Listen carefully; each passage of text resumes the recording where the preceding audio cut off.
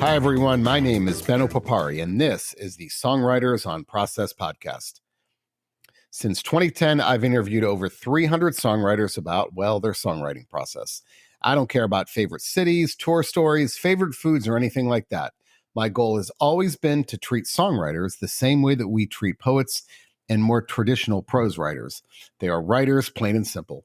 In these interviews, we go deep into the specifics of the writing process. This is no, hey, do you start with the lyrics of the music type of interview. Now, a little bit about me. I'm not a songwriter. In fact, I've never written a song in my life. I have a PhD in English language and literature, and I'm a former academic. So as a prose writer, I enjoy exploring how my process intersects with those of songwriters. This is an intelligent conversation about writing between two writers, and that, of course, means we talk a lot about books. The site features interviews across all genres, from metal to jazz, from country to that big category known as indie. You'll find a couple of A-list actors on the site and several members of the Rock and Roll Hall of Fame as well. Now, I select songwriters to interview who fit into one of two categories. One, do I listen to them already? And two, if I don't, would they make for a compelling and intelligent interview? You can find these interviews across all podcast platforms as well as at songwritersonpodcast.com. Do you have an idea for an interview or a comment about the site? Hit me up at ben@songwritersonprocess.com. Thanks for listening and enjoy. And today on the podcast, it's a good one. I've been doing this for 14 years, I think, about 400 interviews, and this could be in my top 3, top 5. Johnny Marr. Pick your superlative. Iconic, influential, greatest guitarist. They all apply. They're all true. What do I even say? I'm not going to make this a long intro because you don't want to listen to me. You want to listen to him. But obviously, founding member of the Smiths, and then long list after that. But you're really talking about an icon here. So I don't post video, obviously, but I think my mouth was just open the entire time listening to him. We did get into the nuts and bolts of the process, the importance of going to art galleries, the importance of reading, how many song ideas he gets while he's running, writing lyrics in a composition notebook. We also got deep into the production process as well. This is just a deep dive into the creative process with one of the greatest artists of the past 50 years, in my opinion. So the other thing I really enjoyed about this was the depth of his responses. I mean, let's think about how many interviews Johnny Marr has done. And I love all the interviews I've done. I'll preface this, but sometimes you can tell when people may be answering my question in a way that not really answering the question, because these are kind of rote responses for them. And that's fine. They do these things all the time. I get that. But he was really thinking deep about these responses, and I loved that. He said afterwards how he just doesn't get questions like this very often, but you can really tell by the depth of his responses and the introspection in there, how much he really values these kinds of conversations and how much he thinks about the creative process. And he admits in the interview, doesn't admit it, he says it, he's a student of the craft. He loves reading interviews. He loves hearing people talk about creativity, because he says you can't be an artist if you're not a student of the craft itself. So he doesn't understand how people can be in his position and not be a student of it and learn from others. And isn't that a great lesson too? And it was great to hear him say that. So anyway, I promised I wouldn't talk for long, but I hope you enjoy this. Johnny Marr. Songwriters I think they fall into two categories: those who feel that you've got to create every day, no matter how bad it is, or those who feel like you just have to do it when the mood strikes. So where do you fall on that spectrum? I think you're probably right about that. And I fall into the second category, although I know that there are many writers who, let's say, who make a record when they've got a collection of songs, say. I mean, there might be there'll be maybe a distinction between people who make records and people who write songs here, but I don't feel like I have to create songs every day. Although I play the guitar every day, pretty much always. Not so much as a discipline, just because it's something I've always done from being a kid. So that's a habitual thing, part of my personality. Sometimes I approach it as practice. And so songs come out of that because of, hit on some riffs and chords and melodies and things like that. So I play music in some sort every day, but that's as a guitar player. But writing, I think when the mood strikes, I'm a little more pragmatic than that as well. Because I'm not someone who say, if I didn't feel like writing for several months, I'm okay with that. I don't think so, because my experience is that, um, you know, it is like a muscle, or, rust can get into the machine a little bit. And sure, if you are able to write songs and you know about the craft, sure, you can do it, but it makes it just too difficult to get rust when you get rusty, I think. I've had a couple of experiences of that, for whatever reasons. And I learned a long time ago that's not such a good habit to get into. So I'm not someone either who is like follow the muse. I think I'm a bit more pragmatic than that. And if push comes to shove, I'd always err on. I mean, I've said this many times before, so if people are listening and they've heard me say it, I am aware that I say it. But you'll probably be uh, aware of this phrase from Picasso, which is that inspiration does exist, but it has to find you working. Yeah. Um, I am a believer in that, and so many things. It's fascinating songwriting. There's so many things. I like listening to interviews with other songwriters, even if it's people I'm not necessarily aware of their work. Just the process, because it's very much an area which I don't. I'm sure I have to tell you that. And I think I like. I, I've been doing it a long time now, and it's definitely a craft. So And does it I make you like that. anxious? Yeah, I was going to say, does it make you anxious? I mean, if you're not creating for a while, do you feel like, is there something inside you that says, do you get that itch to kind of, or that anxiety if you feel like it's been a while since I've been inspired? I've had periods. I think I've had periods of like that, but mostly, I know that with a bit of hard work and sometimes a little bit of grind, not to make it sound like a chore, the worst that can happen is it can be a little bit of a grind sometime. And the way I do things, sometimes that's what happens. Like if you're working with a backing track, and you think, yeah, you think the track's good. There's a danger then that you can put too much time into the track, where the track you then are invested in it because of the time you've spent on it, and there's all these different kind of head trips, which I'm sure we can discuss if you want. That makes it fascinating. It's certainly not a chore, but it can sometimes grind is a part of it, I think, from my experience.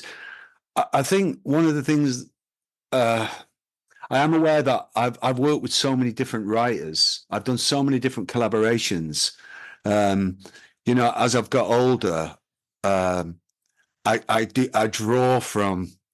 I'm sometimes reminded of how Chrissy Hynde works, or how Isaac Brock works, or when I work with Pharrell Williams, or I mean, there's just a list. There's a long list, and I feel very. It's quite unusual that, and I feel that's quite handy, But ultimately, I do. As a writer, I'm pretty much connected to the person I was when I was 15. I don't think I'm. I've had a lot more experience, and I know a lot more about the craft, but what it means to me and why I do it, I pretty much nailed down solid when I was 15, I think. Some of it's pragmatism, because frankly, I used to get together with, it was nearly always dudes then, boys, I'd be in bands. And, you know, I had a knack for it, but I just one of the things was I got really bored of going to band practice and everybody just stoned playing stuck on the one chord, and I was like, I'm a harmonic guy. I I like harmony. I like chord changes. Yeah. So a thing that happened there, which has come into has stood me in good stead over the years, is that I would do a little bit of due diligence, and I would almost always try and be the guy who always had a few riffs when I got there, and that happened when I. That's one of the reasons why I ended up actually as a member of the Cribs, because when we came to write, I habitually from back from when I was 15, these lessons I learned, I for a few days before I did a little bit of a woodshedding, I guess, and I kind of brought a few riffs and thought, well, maybe this will fly and maybe this will fly and all of that. And luckily they all flew, which was good. And similarly, there was a big story I've told many times about the very first night I got together with Isaac Brock from Modest Mouse. That I had a riff and it changed in a second because I picked up a different guitar, but that then became the band's hit single from that album. And so, hey, I wish that happened more often. But Well, what do you do? I mean, I'm a prose writer, not a songwriter. So when I write prose and I feel like it's not happening, I never force the issue. There are certain techniques that I use. Like I'll move to another room. I'll move to another chair. When I'm in a rut, I don't want to call it block, but when I'm in a rut, at yeah, least there are certain techniques that I have. I just don't believe of sitting for endlessly and thinking it's going to come eventually. I will, like I said, might go outside. I might change my environment. So, are there things that you do when you're in a rut? I agree with. I think no matter how good you are with words, I think it's a different thing with words than with music. Because it is slightly music is more ephemeral and more abstract. It's interesting. I haven't really thought of this before, but yeah, I think with words, if I ever get or have got stuck, I can't remember the terms you use, but the you do have to. I think you have to change your headspace. One one thing I think it sounds very simplistic, but I actually think that the biggest uh it's a little like being fit. I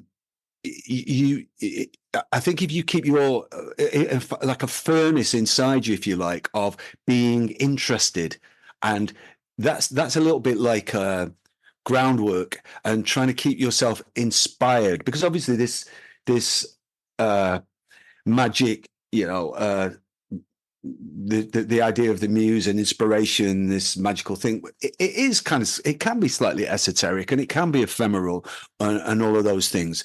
But um, you know, I think life's a little like this anyway. If you try and be like a dynamo, so you kind of work at finding things that keep you interested. I that was reinforced with me with a couple of people that I've worked with. Isaac Brock's a good example from Modest Mouse. He would when he was writing, he would purposefully read books that he thought would be interesting material for songs. Not that he would take it directly, but really quite abstract things that I think he might not admit this, but I think was a good like part of his process where he was like, feeding the part of his brain that would need inspiration. And I think, yeah, again, these things are always quite, they're easier to talk about than implement. But I think I've instinctively done that from being a youngster. I'm enthusiastic about writing and about music and all of that. And obviously, I've always listened to music as a fan and all of that. And we all like, I guess it's a bit of a cliche, but we're students of the form, if you like. We are, everyone I know who's successful, I'm going to say it because it is a little bit of a cliche, but everyone I know personally who's successful, they are students of it. Right. They will read interviews about David Bowie's process or Bob Dylan's process or Leonard Cohen's process or whoever it might be, because they're students, and also because we're all passionate and all of that. But to get back to this thing of kind of feeding the muse, really, I think it's a good idea. So that's when that's happening. You if you're reading stuff, you're obviously making notes. You tend not to get so stuck, I think. Yeah, that's a great that's point. what happens to me. That's what Yeah. happens to me. Yeah. So, all right, a couple of follow-ups. One related to that, Ernest Hemingway said all writers should go to art galleries uh, because he felt like you can get inspired by different types of art as a writer. Um, so this is maybe a question kind of following what you were saying also, and I do find that songwriters are, and I was going to ask you this in the end, but we'll just do it now, are voracious readers, whether that reading has a direct impact on them. As a songwriter, maybe not, but I agree with you 100%. So I'd like to talk about reading habits. And for me, I'll tell you what I do. So I'm a voice person. So when I finish a work of fiction, my first instinct isn't let me read everything by that person. It's let me read someone else to get other voices in my head. I just, I feel like we don't have an infinite amount of time on the earth, and I'd rather hear as many different perspectives. And I do like to read a couple of books at the same time. I usually read a fiction and a nonfiction book. And that's my reading habit. So I'd love to discuss that with you. Who are some of your favorite authors, whether that has an impact on you as a songwriter or not? Well, I agree. My experience is that if you following on from what I was saying, to go to art galleries, to be interested in my case, architecture and the lives of poets, or then that's definitely always made me feel like writing words for some reason. Art galleries. Yeah, art galleries, books, about conversations with people like Le Corbusier. I mean, I went through a big period. The solo records were. I look back now, and I definitely had a manifesto, if you like, and a part of that involved people like Le Corbusier and Neutra, the architects, Frank Lloyd Wright. I mean, one song which is very dear to me, actually, when I sing it, is called Spiral Cities. And that came directly from a book called The Crystal Chain Letters, which I believe, I want to say it's from the 1940s, but that was several notable architects of the time and intellectuals of the time. I think Walter Benjamin would have been one of them. Definitely Frank Lloyd Wright was in there, and Le Corbusier, where they exchanged correspondence with this experimental idea of designing a utopian city.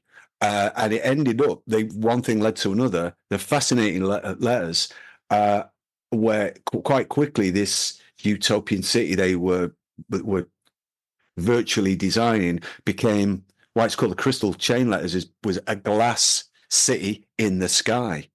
And I had a piece of music. So I was reading that book, which I was enjoying the correspondence in there. So obviously it's nonfiction. And I was happening to be germinating this track at the same time.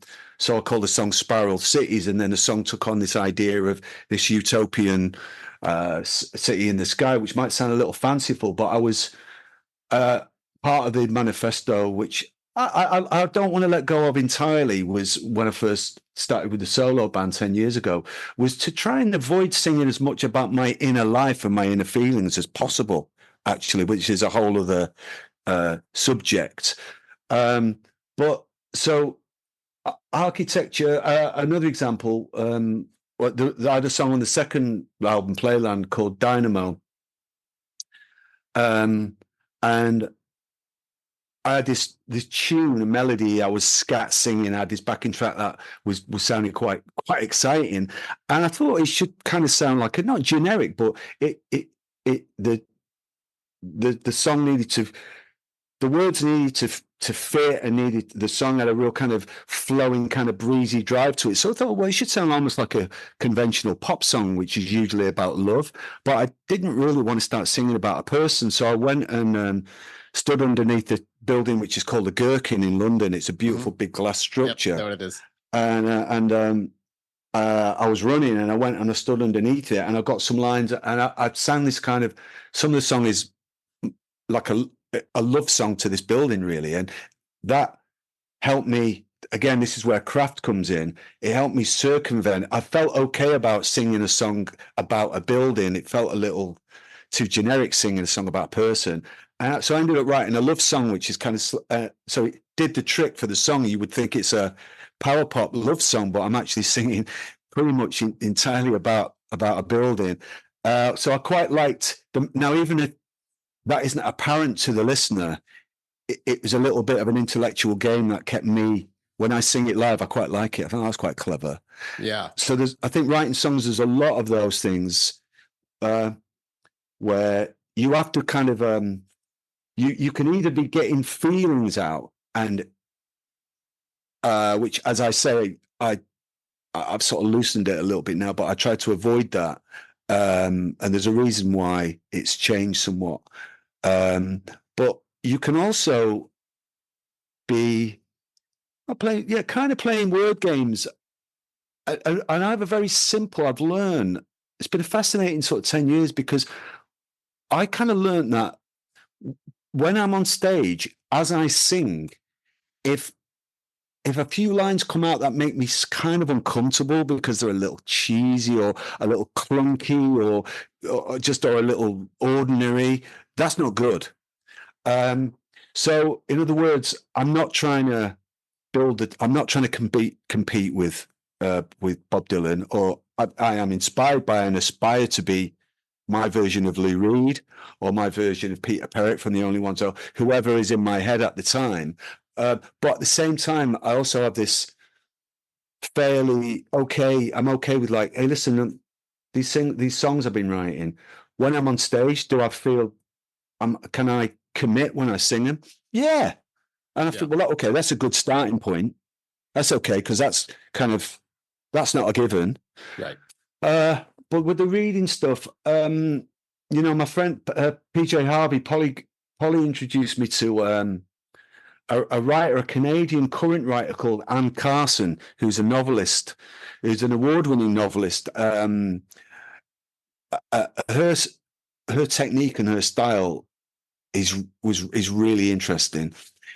It gets quite trippy because you'd be going along, and then she'll mix up the timeline, or she'll jump around in time, and there's a little bit of but it's very clever how it's done, kind of messing with perception. That's what I mean by trippy, and I enjoyed that. And then at other times, I must say,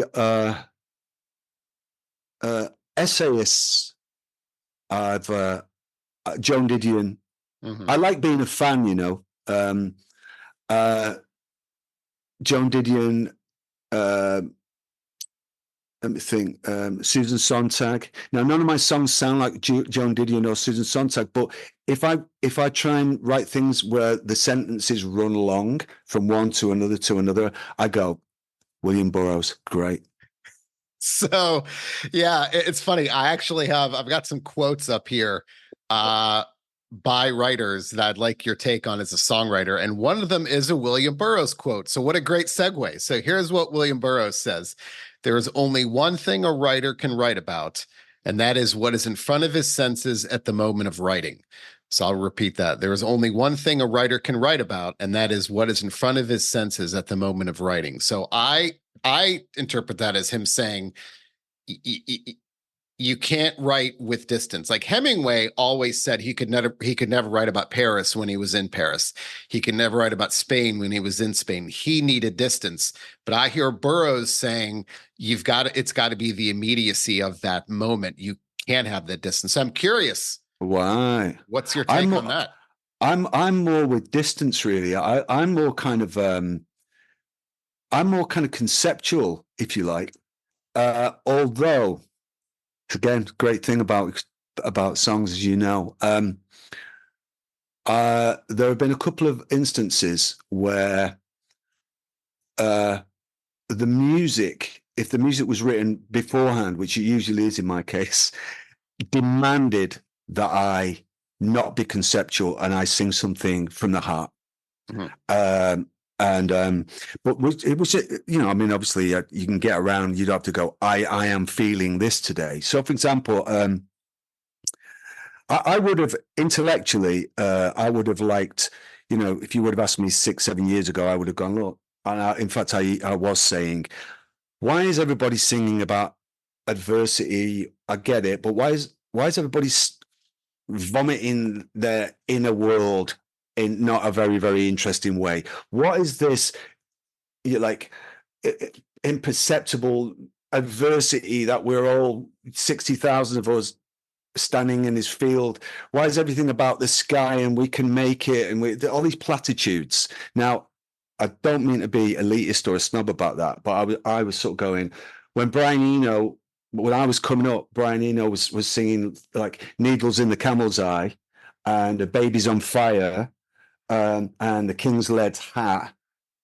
I found those lyrics more interesting than someone seemingly descending the spiral staircase as a songwriter in the morning and sat at the piano and looking out over the vista in their dressing gown and just going, I lost my phone. And I just kind of thought, because I was very fortunate, because I came to my solo records quite late into my career, if you like, having worked with all these great writers and I knew how to make records and I could sing in my own way. I was like, well, okay, what am I going to sing about? I was almost able to, I sort of go, hey, well, what am I going to do here, And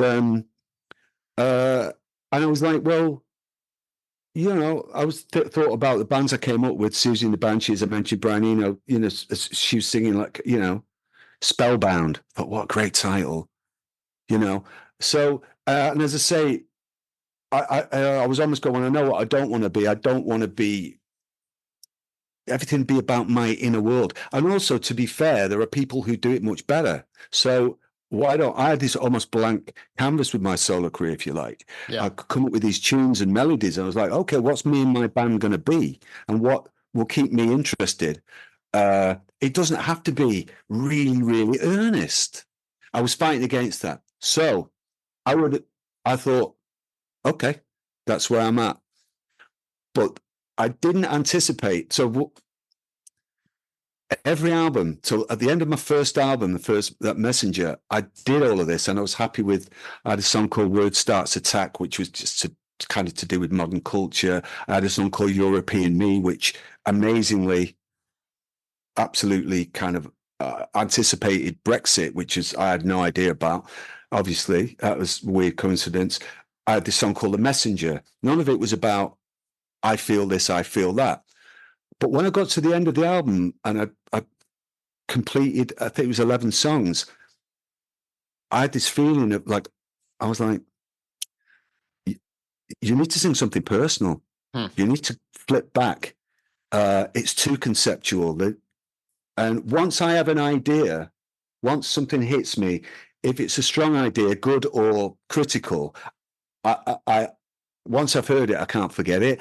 And I was like, damn, yeah, I think this record, it needs something sincere, And I think I only had 24 hours or 48 hours before the final mix and all of this business. It's really on a deadline. So I just kind of out of it, I don't know, needs must, I kind of produced this song, and it's called Newtown Velocity, and it's the story of me and my best friend at the time, Andy Rourke from the Smiths, and my wife Angie, when we were 15, the day I decided to quit school forever.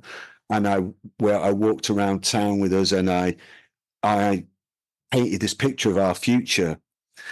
And it's a very it's a very real and quite emotive and quite a poetic song.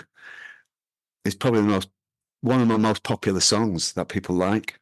And I learned a lesson there. For all my clever conceptualizing, I went, God damn it. people really do connect when you are this thing is true when you've got a big piece of yourself in it. Now obviously I know I think every song's got yourself in it by definition. Even no matter how clever your wordplay or your mental games are, it is you inside it, and maybe it reveals more of yourself than you think. But I went, okay, that's interesting.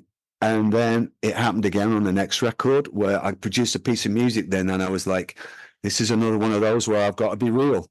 Yeah. I like the quote unquote clever ones. All right. People might hear them and go, you're not that clever, Johnny. I'm fine. But you know what I mean by that. The more mind gamesy ones or crafted ones, but people really, there's a feeling in those ones. Yeah. And then a big one happened then on the third record. By that time, I knew, okay, the game's up, Johnny. The ones that people really like are the ones that where you're just singing about your actual life. Right. And then, so on my last record, on the last album, there's much more of that. And in fact, part of my process, I came into this room before I started to write the album, which is called Fever Dreams, which then lockdown happened. It wasn't a lockdown. It was a lockdown record, but I was going to do one anyway. I finished like a tour of about 18 months or something, the previous album. And the very next day I was supposed to go on vacation. Well, I did go on vacation, but I just took all my notes with me and my tape, my hard drives and all of that. And the very first day I got on vacation, I started writing the next album.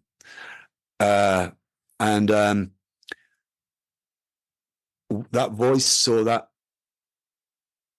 I don't know what it is. The direction thing said to me, okay, you got to step it up a little bit on the next record. Yeah.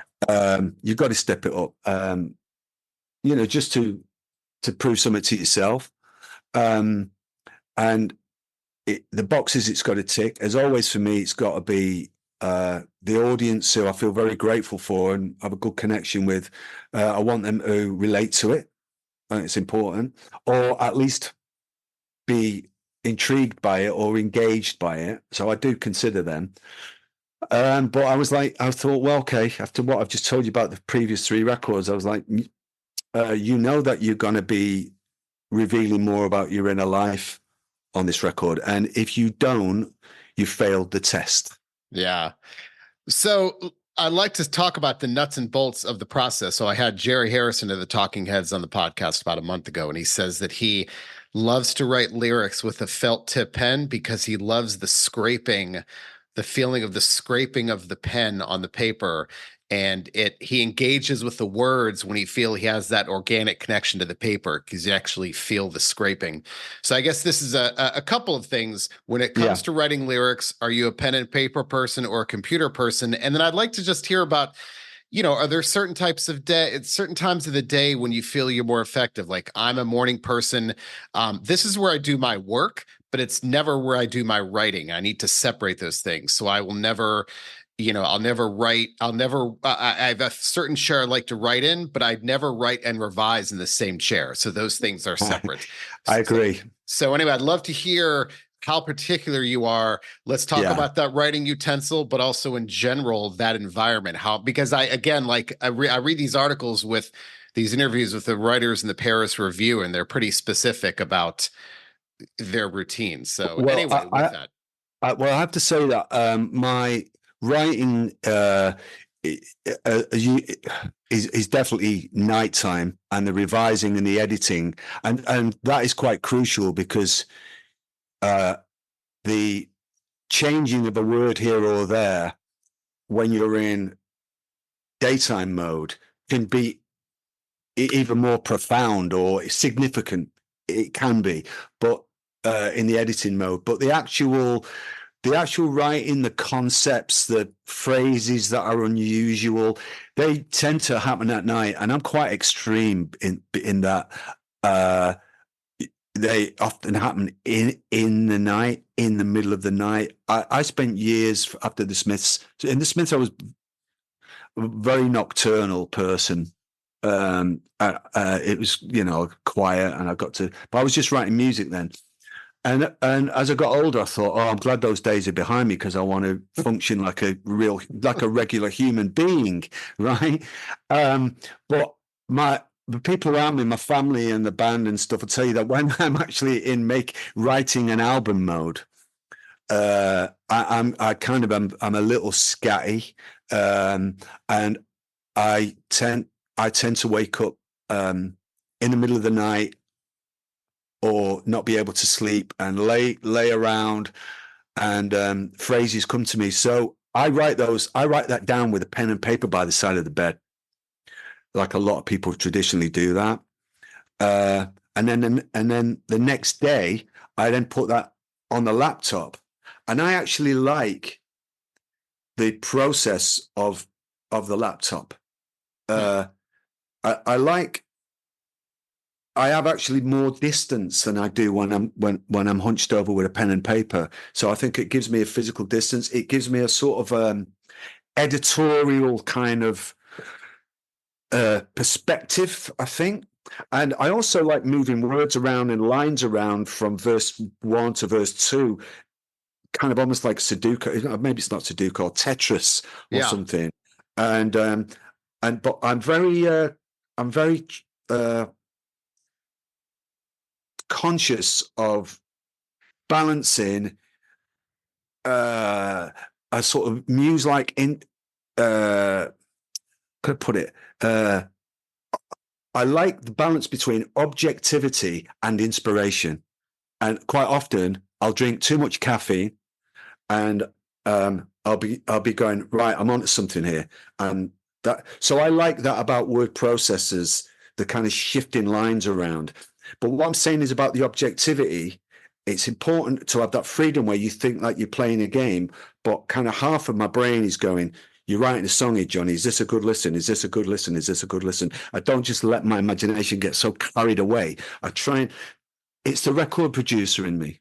Yeah. Because I've produced so many other singers over the years. I think I have an association. I don't know whether this is interesting, but I think I have, because quite often back in the Smiths days, or we'd put a track down, and then the vocal would go down, and I'd be then looking at the lyrics. So, and then with electronic, particularly with Bernard Sumner, we'd be working late at night, and he'd put some guide vocal down, and then the next day we would then transcribe that. And I'm used to sitting at a board, the mixing desk, as we Brits call it, right, and looking at what the folkies used to call the text. And so it serves me that when I put the thing into a word processor, I'm almost looking at it like the visual equivalent of a record. That's fascinating. Because I think of songwriting, the end game for me is to make a record, and I've got no problem with that. Yeah. Because there has to be some kind of any end game. But I was so obsessed. That's why I have this 45 tattoo on my arm. That is to pay tribute to my younger self, who would treat 45 7-inch records as almost like mystical objects. Yeah. I could wax lyrical about that forever. So in a way, making a record, if I still think of that with a certain kind of reverence, almost like a canvas, if you like, and an album, to kill this metaphor stone dead, and an album being a gallery with 12 of those canvases in, if that's what gets me to write a killer song, it's all good. I had a couple years ago, I had Daniel Lanois on the podcast, obviously a producer and a songwriter. He told me the exact opposite, and that is all of his songs he writes are on 11 by 22 art paper, because he has arrows and thought bubbles and words all over the place. The exact opposite of what you're saying.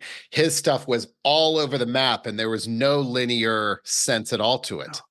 But actually, I've forgotten something very important in my process. When I then go in the studio with main studio. I've got 2 studios with my co-producer, whose name is James Doviak, who I've been working with for many years. James is operating, like most musicians, I can operate Pro Tools. I can operate it fairly well. But I decided 10 years ago that I wasn't going to do that when I was making tracks. That's a whole other conversation. I don't think, for me, it was not healthy. And I literally needed to take several steps back from the computer to feel like a frontman, feel like the leader of the band, because we can all, if we like technology and musicians, I'm so super into technology. If not, you can go down a rabbit hole. I've done that thing in the 90s where you spend 4 or 5 days on a backing track and you're computing. And when I started to lead this band and do my solo thing, I'd seen so many different scenarios. I went, okay, the lead singer of this band has no business deciding on whether we use ribbon mics or condenser mics on the overheads. Seriously. I would like to be able to have all of those plates spinning, and I had some of them spinning, but I was like, because I've been around so many singers as a band member, I was like, okay, right now, what would serve this record best is for the guy who writes the lyrics to be concerned with the third verse and not placing microphones in front of the kick drum, because I used to do that as well, right? So I had to kind of honor, and I had to make that decision. So James, I'm very lucky because James is a Jedi with Pro Tools. But what I'm getting to, when I go to the studio to start doing my vocals, which is another part of the process, the bit I really like is I have A5 books, blank A5, and I write in big marker. I write the lyrics down, and if there's bits that aren't working, I pull out 3 sheets next to each other if there's a verse, and then I sort of go, right, that isn't working, come up with a different verse, come up with a second one, and come up with a second option and a third option. And I got that from David Byrne when I worked with the Talking Heads, because what you mentioned in Jerry, and what you just told me about Daniel, I've forgotten that I do that, and that I love that bit because I know that the song is nearly done. It's just got a bit I need to fix. And also, then when I come to do my vocal, I like sing. It's become like a ritual for me now. I like reading off these big A5 sheets, and I know that that by that afternoon, because I usually sing in the day, the record's going to be done. It's great, and also the physicality. So I almost do that as the last part, the physicality of that A5 thing. And then again, one of the fantastic things about this is it's being a songwriter. You have these rituals. Yeah. It is a ritualistic thing. And I look in my studio and I've got all of these big blank, the art books, blank, unlined paper with these songs that are, some of them aren't crossed out at all. So I won't sing off unless I don't know, I'm being impatient, but I won't sing. Very rarely on my solo records will I sing a finished vocal off a laptop, but I like editing it on the laptop. Yeah. You mentioned running earlier, and I've written about this in the Washington Post about there's a very clear link. I'm a runner also. There's a very clear link between aerobic exercise and the immediate impact it has on creativity. So what they've done is they put people on a treadmill for about 20 minutes at about 60% max heart rate, which is not much more than a moderate walk. And then afterwards administer a battery of tests to them that measure higher order thinking. And those people always score higher than people who didn't exercise. So the sweet spot, and it lasts for about 90 minutes post-exercise. And the sweet spot is about 30 minutes at 60% max heart rate. So it's not dose responsive. So 60 minutes isn't twice as good as 30 minutes. Yeah, 90% heart rate isn't better than 60%. But that right. benefit lasts for about 90 minutes post exercise, as long as it's an activity that doesn't involve a lot of thinking. So, for example, if you're running in an urban environment, it's not as effective as a natural environment because you've got to watch and not be hit by cars. So, I'd love to hear about, um, if that's a period if movement in general is a period of inspiration for you. Uh, I can mark down so many of my songs that either the riffs or actually some of the concepts for the words or titles that come to me actually while I'm running. I was running so much over the last 10 years. It's slowed down a little bit now, but I've been out for a run today, so it's not too bad. But the kind of the biggest kind of solo hit, certainly over here in the UK, that I had is this song "Easy Money," and the whole song, lyrics, tune, riff, everything came at me while I was running, and then I recorded it on the tour bus. There's a lot of them. I I realized that. A lot of what I was doing and the way my solo stuff was shaping up in the first few albums was absolutely affected by and inspired by running. Tempos are up, uh, concepts clear. I mean, I was even going, because the truth of it is that I wasn't expecting the first solo record to go as well as it did. I mean, that's not false modesty. Genuinely, it kind of took off. But so when I started doing a lot of press for it and all of this business, I remember saying, look, people, if I'm pressed, I want people to listen to this music. It's daytime music. I'd like for people to listen to it on the train on the way to school, on the train on the way to college, going to the gym, coming back, and I that occurred to me because loads of these tunes, I've got Speak Out, Reach Out on the second album, Playland, they happened when I was running. Point being, I'm told then by fans that my stuff is really good to run to. Well, duh. Yeah. Well, It's not all pumping. It's not like necessarily all pumping, right. but it's daytime music, and I'm aware that you maybe by making that distinction you might be narrowing things. But I've made records that were distinctly nighttime music. Well, I Agatha like the idea of it feeling like endorphins when I made these solo records. Yeah. Well, Agatha Christie once said the best time to write a book is when you're doing the dishes. And I take that to mean you get ideas during those mundane activities that require it could be running, could be anything, but we get activities, we're inspired when we are engaged in an activity that requires no conscious thought. So whether it's doing the dishes or running or vacuuming or gardening or showering, those are the times of greatest inspiration because that lets the unconscious bubble up. Yeah, well, I definitely think the opposite is. So let's look at the opposite. If you're trying too hard and you're really, really, trying to force an idea, one thing that happens with me a lot is, so I get these melodies and you will have heard lots of people tell you, you can get really very almost trapped by the phonetics when you scat sing. Oh man, it's got to really fit that. It's got to fit those syllables. It's got to fit the phonetics, right? And that can really drive you insane. And they do with me sometimes. So on the last record, I had this song called "Night and Day," and just because the guide vocal was going, I did I sang this placeholder thing, and I was excited about the melody, and then I got stuck with it.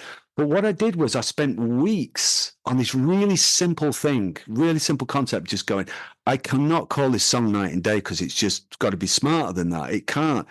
And I ended up going every road sign I looked at, every book, every TV show, those trying to replace it. And quite often, sometimes you just have to go through all of that to just come back to where you started and go, nope, that's what it is.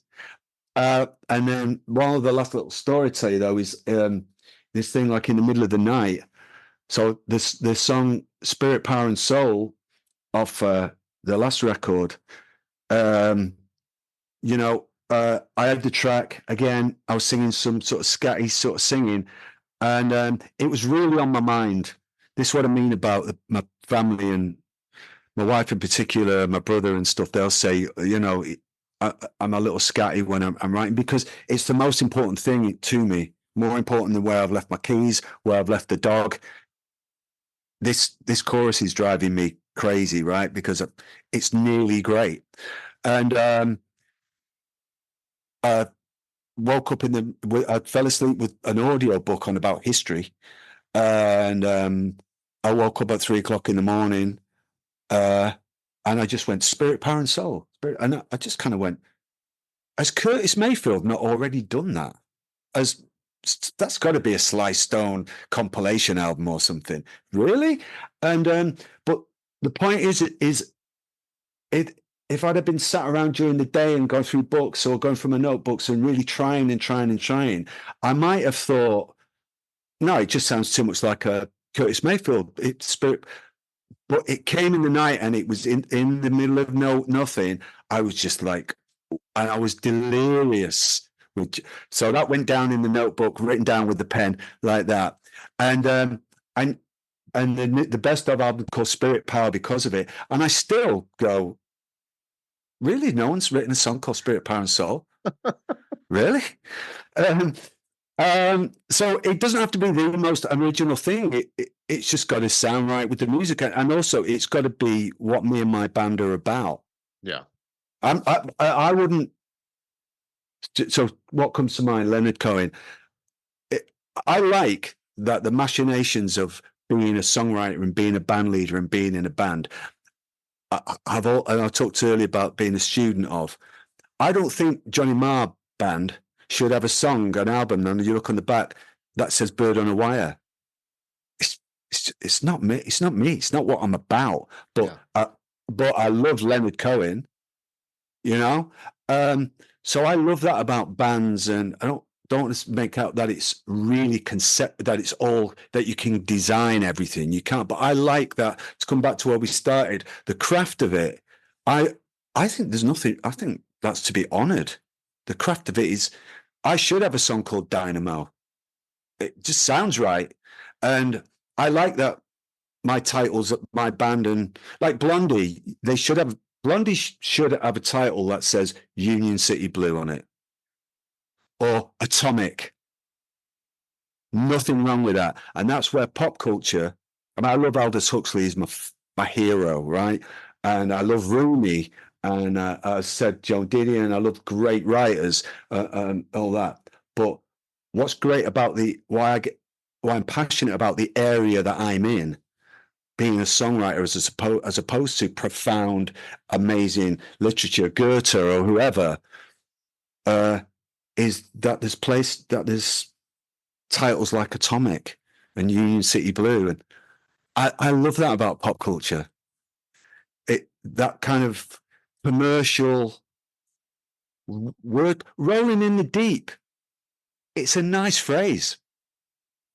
And pop culture provides it. I like that about pop culture. And as I say, I could gladly sit and do read, much more kind of weighty tomes, when I'm in the mood for it. But whatever it might be. But I like the environment and the structure. And then you have the other thing, which is it's always great to surprise yourself. I don't know what my next song's going to be called. I can't design it, but when it hits me like bang, it looks like a record, and then I've got to make that record. And that's it for today's episode. Check back in a couple of weeks for a new episode. I do try to post these every 2 weeks, sometimes with more frequency, sometimes with less. A lot of that depends on my work commitments, my family commitments, and also when artists can talk to me. It's not easy to get these interviews. Speaking of interviews, did you know this is a relatively new podcast? I only started podcasting about a year ago. Well, depending on when you're listening to this, I should say 2022. But from 2010 to 2022, all of my interviews were transcribed, and they are all there archived for you to go down that deep rabbit hole. So if you go to songwritersonpodcast.com and click on from the archives at the top, you'll see all of those transcribed interviews. I think there's over 200. So go down that rabbit hole. There's a lot of great interviews there. But you'll find all of those there. Again, the podcast itself is relatively recent, so there's a lot of reading you need to be catching up on with those old interviews. Speaking of interviews, if you have suggestions for interview subjects or want to comment or complain, anything like that, email me at ben@songwritersonprocess.com. That's ben@songwritersonprocess.com. And that's it for today's episode. This wraps it up. Thank you very much for listening, and have a good one.